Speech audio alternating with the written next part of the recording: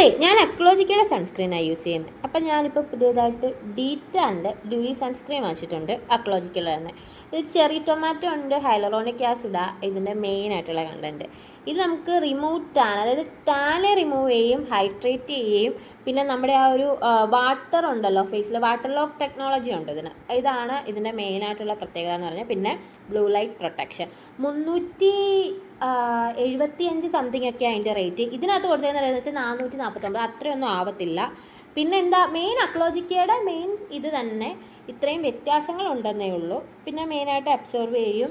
Oily സ്കിന്നുകാർ ഇട്ട് കഴിഞ്ഞാൽ കുറച്ചുകൂടി ഫേസ് ഓയിലി ആവാനുള്ള ചാൻസ് ഉണ്ട്. എൻ്റെ ഡ്രൈ സ്കിന്നാണ്, ഞാൻ നേരത്തെ ഒരു വീഡിയോയ്ക്കകത്ത് പറഞ്ഞായിരുന്നു.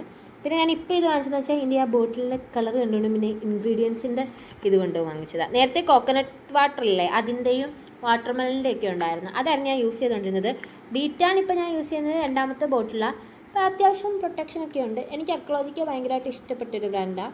കാരണം ഞാൻ ഫസ്റ്റ് തൊട്ടേ സൺസ്ക്രീൻ യൂസ് ചെയ്യാൻ തുടങ്ങിയ സമയം തൊട്ടേ യൂസ് ചെയ്യുന്നൊരു സാധനമാണ് ഈ അക്ലോജിക്ക എന്ന് പറയുന്നത്.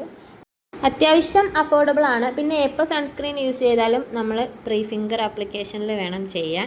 അപ്പോൾ ഇതിൻ്റെ ലിങ്ക് ഞാൻ കൊടുത്തിട്ടുണ്ട്, വേണമെങ്കിൽ ഒന്നും കൂടി കൊടുക്കാം. അപ്പോൾ ഇത്രയേ ഉള്ളൂ.